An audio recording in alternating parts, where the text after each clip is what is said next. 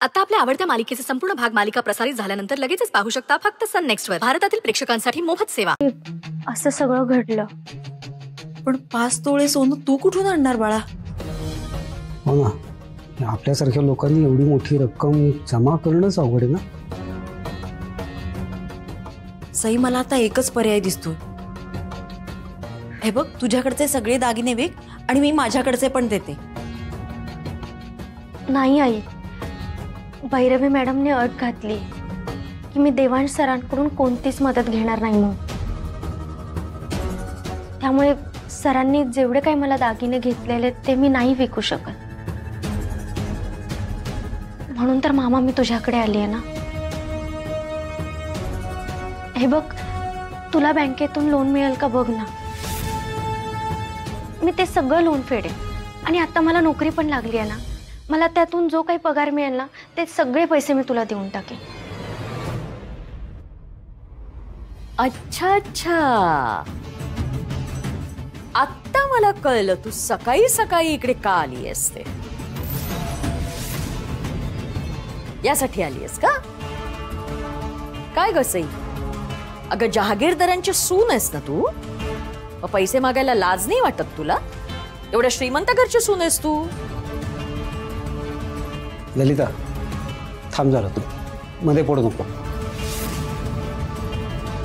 सई, बघतो मी, मला काय करता येईल ते बघतो.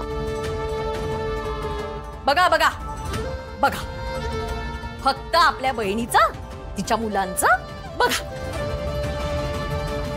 तुम्हाला तुमच्या बायकोची, तुमच्या लेकीची काही पडलेलीच नाही, त्यामुळे तुम्ही बघालच. ललिता, मला सकाळ सकाळी घरामध्ये कलह नकोय. नाही, मलाही नाही आवडत कलह, भांडणं. पण काय, तुमची भाची आली ना की कलह आणि भांडणं होतातच. कारण निमित्त तीच घेऊन येते ना बरोबर भांडणाचं. काय ग? नाही, एक तर तुझ्यामुळे, तुझ्या भावामुळे, तुझ्या आईमुळे खूप सहन केलंय आम्ही. आणि आता पुन्हा पैसे मागायला आली आहेस तू कुठल्या तोंडाने? अगं, माझंच ढिगभर कर्ज आहे तुझ्यावर, ते अजून फेडलेलं नाहीयेस तू. आणि ते उपकार विसरून तू आणखी पैसे मागायला आली आहेस तोंड वर करून. हे बघ ललिता, सईवरती आपण काहीही उपकार केलेले नाहीये. एक भाऊ म्हणून माझं एक कर्तव्यच होतं की ताई आणि तिच्या मुलांना सांभाळायचं, आणि तेच मी केलेलं आहे. आणि सईवरती उपकाराची भाषा कसली करते ग? तुझी मुलगी सुद्धा तिच्या घरी तितके दिवस राहतीये, हे लक्षात ठेव जरा. त्यामुळे उपकार वगैरे सगळे फिटलेले आहेत. आणि आयुष्यभर तिला हेच ऐकवत आलीस तू, उपकार केले वगैरे. तेव्हा आता तुझं तोंड बंद कर. बरोबर, एक दाभण द्या मला आणून, तोंड शिवून टाकते माझं. आणि का नाही बोलायचं? मी माझं घर आहे, मी बोलणार. काय आपल्याकडे पैशाचं झाड आहे की दरवेळेला ही तुमची भाची आली की गदा गदा झाड हलवलं, बदा पैसे पाडले आणि दिले हिच्या बोडक्यावर. आणि ही म्हणते ना मला मामाची काळजी आहे, माझं मामावर प्रेम आहे. महिला कळत नाही? आता मामाचं वय झालंय, त्याला सुद्धा त्याच्या म्हातारपणाची सोय करून ठेवायला हवी. अख्खं आयुष्य काटकसरीत गेलंय त्याचं. आता तरी त्याला 4 पैसे त्याच्यासाठी साठवून दे ना. आता येऊनही सांगते, मामा माझ्यासाठी कर्ज काढशील का? कशासाठी? आधीच तुझ्या काळजीमुळे त्या मामाचे बिचाऱ्याचे खांदे वाकलेत आणि आता त्याला पार झोपवायलाच निघालीस तू. मामी, अगं काय बोलतेस तू? मी फक्त मदत मागायला आले होते. आणि मी तुला वचन देते, मी तुझे सगळे पैसे परत करेन. आणि अडचणीत असल्यावर आपण आपल्याच माणसांकडे मदत मागतो ना. हाच असा गरीब चेहरा करतेस ना आणि माझ्या नवऱ्याला फुलवतेस. किती ग बाई मी गरीब, किती ग बाई मी बिचारी, असा चेहरा केला की हा माणूस पागळतोय. तुला आणि तुझ्या आईला अगदी व्यवस्थित माहितीये. असंच गोड गोड बोलून भुलवता तुम्ही मामाला. जेव्हापासून तुम्ही आलायत ना या घरात, तू, तुझा भाऊ, ही तुझी आई आली ना 2 लेकरांना घेऊन आमच्या घरात राहायला, आमच्या उरावर, तेव्हापासून आम्ही आमचं जगणं विसरलोय. काही म्हटलं की माझा नवरा, नको नको, ताई आलीये, ताईची 2 मुलं आलीये, काटकसर करूया, पैसे वाचवूया. कधी कुठे फिरायला नेलं नाही, कसली हौस नाही, मौस नाही. मी आणि माझी लेक आम्ही मन मारलंय आमचं. नाही बाप तुझा पळून गेला ग, पण माझ्या डोक्याला ताप झाला. आणि वंस, एखाद्या बाईचा नवरा पळून गेला असताना तर तिनं जाऊन जीव दिला असता लाजेनं. पण तुम्ही काय केलं? 2 पोरांचं लटांबर घेतलं, त्याने आला तिकडे दत्त म्हणून माझ्या घरी हजर. त्याच वेळेला जीव दिला असतात ना तर तुम्ही सुखी झाला असतात आणि आम्ही सुटलो. ललिता,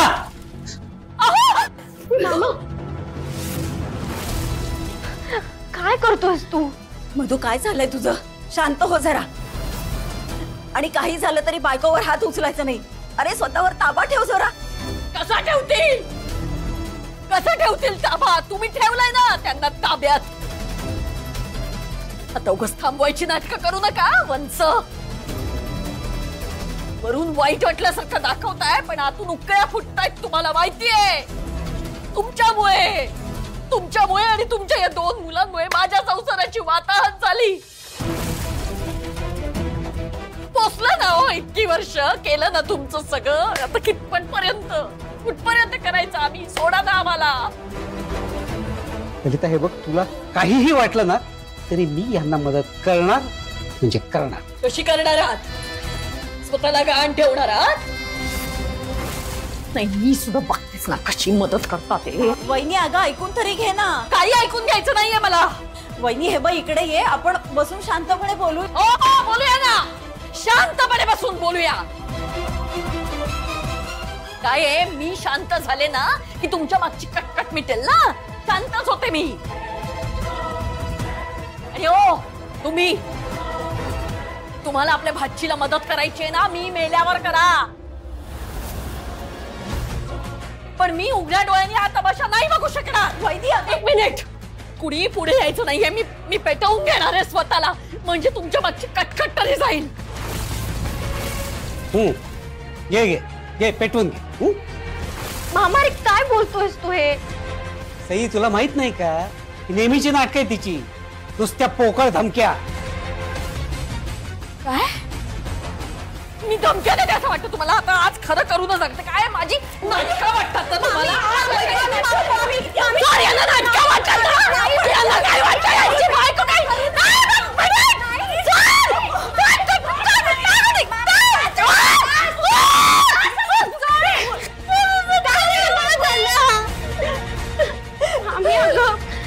मी नाही मागणार मामाकडे पैसे. चुकलं माझं, पण तू हे असं काही करू नको प्लीज. सई, हे बघ. नाही मामा, आम्हीच बरोबर. माझ्या प्रत्येक अडचणींच्या वेळेस मी तुम्हाला मदत नाही मागू शकत. मी आधी इथे राहायचे तेव्हा गोष्ट वेगळी होती, पण आता माझं लग्न झालंय ना, आणि माझ्या सगळ्या प्रॉब्लेम्सवर मी सोल्युशन शोधायला हवं. आम्ही माझं चुकलंय. मी नाही पैसे मागणार परत. मामी, हे बघ, प्लीज तू स्वतःला त्रास नको करून घेऊ. आणि माझाही त्रास नाही होणार परत कधीच तुला. सॉरी. काळजी घे स्वतःची. मी येते.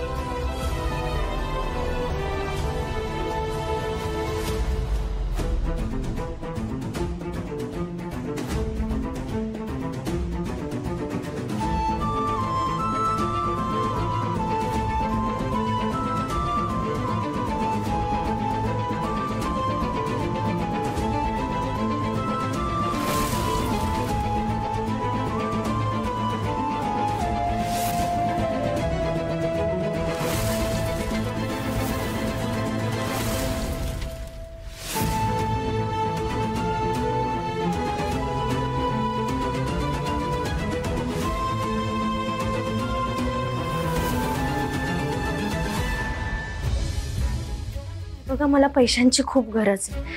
तुमच्या बँकेमधून मला पर्सनल लोन मिळालं तर खरंच बरं होईल. मी तुम्हाला वचन देते, मी लवकरात लवकर तुमचे सगळे पैसे फेडेन. हो, असं करता येत नाही मॅडम. पर्सनल लोनसाठी माणूस सॅलरीड हवा आणि आधीच्या वर्षाचे पे स्लिप सबमिट करावे लागतात. पण तुम्ही तर म्हणतायत की तुम्ही आत्ता जॉब करायला सुरुवात केली आहे. हो, मी आत्ता जॉबला सुरुवात केली आहे. मग हे पॉसिबल नाही आहे मॅडम. पण हा, तुम्ही एखादी तुमची वस्तू बँकेकडे घाण ठेवली तर तुम्हाला लोन मिळू शकतो. तुमचं घर, सोनं आणि प्रॉपर्टी असे काही ॲसेट आहेत का तुमच्याकडे? नाही, असं काही नाही आहे. हो, मग तुम्हाला लोन भेटू शकत नाही. प्लीज प्लीज, मी ना रिक्वेस्ट करते तुम्हाला, काहीतरी मार्ग असेल ना प्लीज. सॉरी मॅडम, आमची बँक तुम्हाला लोन देऊ शकत नाही.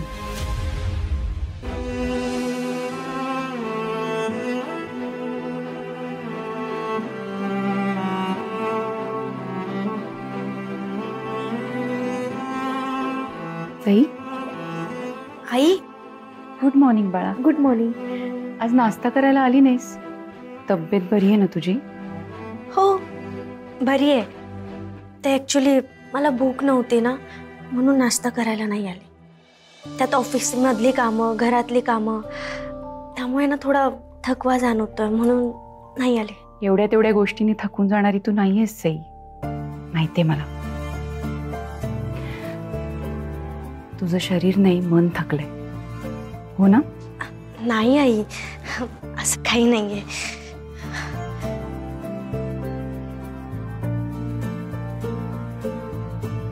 आई म्हणतेस आणि आईपासून लपवतेस? असं नाहीये आई. उलट तुमच्या समोर मन मोकळं गेलं की नाही मला बरं वाटतं. मग तुमच्यापासून कशाला काही लपवेन? मला त्रास होऊ नये म्हणून लपवतेस. तुझं आता फोनवरचं बोलणं ऐकलं मी बाळा. त्या पैशासाठी किती धडपड करतेस तू, दिसतंय मला. सई, एक सांगू का? तुझ्या रूपाने सोन्यासारखी सून मिळाली आम्हाला, आणि तितकंच या घरासाठी पुरेसे आहे. तू बाकी कसलंच टेन्शन घेऊ नकोस. तुझा असा उतरलेला चेहरा मला नाही बघवत बाई. आई, तुमच्या माझ्याकडून काहीच अपेक्षा नाही हे माहिती आहे मला, पण भैरवी मॅडमच्या आहेत ना. मी ज्या दिवसापासून या घरात आली आहे ना, तेव्हापासून त्या सतत माझा अपमान करतात.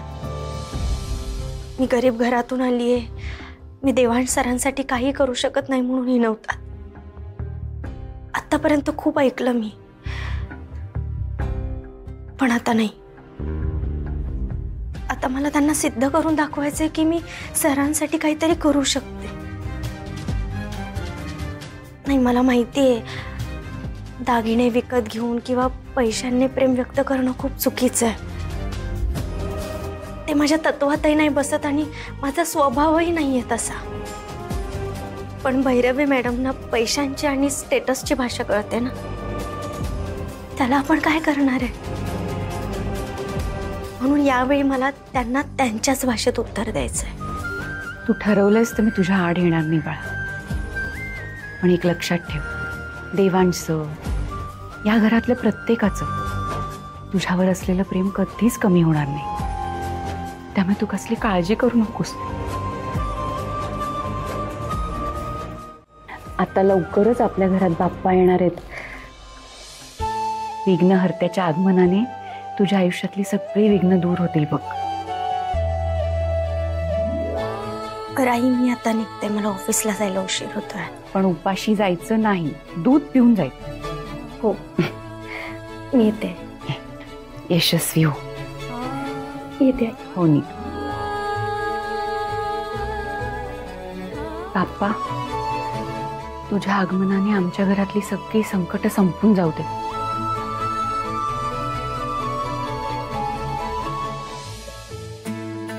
सर, तुम्ही गेला नाहीत अजून? ऍक्च्युली सगळ्याची मीटिंगच पोस्टपोन झाली आहे, त्याच्यामुळे आता जरा उशीर ऐकला तरी चालणार आहे. बरं ठीक आहे, तुम्ही आरामात या, मी निघते आता पुढे. हा, हो, hello hello hello hello madam, काय काय काय काय तुम्ही कुठे जाताय? तुमच्या नवऱ्याबरोबर जा ना ऑफिसला, तो पण तुमच्याच ऑफिसमध्ये काम करतो, माहिती आहे ना तुम्हाला? सर, मी ऑफिसमध्ये काम करणारी एम्प्लॉई आणि माझे मिस्टर तिथे बॉस. आता बॉस सोबत मी सारखी गेले तर ते बरोबर नाही वाटणार ना. आणि खरं सांगू का, मला ना सामान्य माणसांसारखं राहायला आवडतं. म्हणजे तुम्ही बघा ना, माझ्यासारख्या कित्येक अशा मुली आहेत ज्या बसने ट्रेनने प्रवास करून ऑफिसला जातात आणि ऑफिसवरून घरी आल्यावर घरातली सगळी कामं करतात, ते पण हसत खेळत, अजिबात थकत नाही. मला ना अशा मुलींचा खूप हेवा वाटतो, कौतुक वाटतं आणि ना त्यांना समजून घ्यायला सुद्धा आवडतं. नाही, पब्लिक ट्रान्सपोर्टने प्रवास केला ना, त्या बायकांशी ओळख होते, त्यांच्याशी मैत्री होते आणि प्लस समजून घेण्याची संधी सुद्धा मिळते. मला ना म्हणूनच तुम्ही खूप आवडता. तुम्ही आता जहागीरदारांची सून झाला आहात, पण तुम्ही तुमचे रूट्स नाही विसरत. तर बरेच लोक असतात ज्यांच्या हाती पैसा आला की लगेच बदलतात ते. पण मी कधीच नाही बदलणार, कारण माझ्या आईचे संस्कार आहेत ना माझ्यावर तसे. That's true. By the way, आपल्याला ना आज ऑफिस मधून लवकरात लवकर काम संपवून घरी यायचंय. का? का म्हणजे अरे बाप्पा येणार आहेत ना घरी आपल्या, तो ते मखर वगैरे विकत आणायची जबाबदारी आईने आपल्या दोघांवर सोपवली आहे. पण मखर बाहेरून विकत का आणायचं? कारण आपण दरवर्षी बाहेरूनच आणतो. मग यावर्षी काहीतरी वेगळं करूयात ना. वेगळं म्हणजे? म्हणजे यावर्षी मखर आपण घरी बनवूयात. आयडिया चांगली आहे, आयडिया मस्त आहे, पण मी इतका क्रिएटिव्ह नाहीये सॅडली. आणि ओमी आणि रियाला या सगळ्यातलं काही जमेल असं मला जेन्युइनली वाटत नाही. I am so sorry. बरं, मी जबाबदारी घेते, मी बनवते सगळं. तुम्ही सगळ्यांनी मिळून मला फक्त मदत करा. Okay okay, done done done done done. यावर्षी गणपतीसाठी मखर आपल्या घरीच बनेल. ठीक आहे, चालेल. मामाकडे असताना पण मी बनवायचंय ना, म्हणून. चला मग, आपल्याकडे आणखी थोडा वेळ आहेच, तर गणपतीची शॉपिंग करून घेऊयात. काय म्हणता? चला. पण ऑफिसला जायचं. मिसेस जहागीरदार, तुमचा बॉस तुम्हाला सांगतोय आता तुम्ही तुमच्या नवऱ्याबरोबर जाऊन गणपतीसाठी शॉपिंग करायची आणि मग ऑफिसला जायचं. ओके?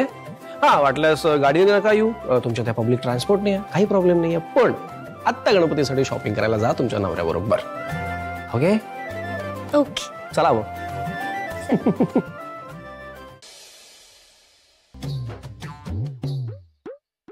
आरशात पाहू ग मीच माझ्या रूपाची राणी ग. मधू, हा, हे घे, तुमच्यासाठी मुद्दाम कोरा चहा केलाय, कारण मला माहितीये अख्खी रात्र जाणार आहे तुमचं सगळं ते डेकोरेशन करण्यात. हो ना, किती कॉम्प्लिकेटेड आहे यार. काही कॉम्प्लिकेटेड वगैरे नाहीये. तुला जमत नाहीये ते सांग. तुलाही जमत नाहीच आहे. मी प्रयत्न तरी करतोय, तू तेही करत नाहीये. ताई, तिचा मुलगा ना फक्त पुस्तकी किडा आहे, काही कला म्हणून नाही याच्या अंगात. ती ताई बघ. मामा, तुलाही नाहीच जमत आहे, उगाच मला दोष देऊ नको. मला जमते. नाही जमत आहे. अरे हे सांग याला.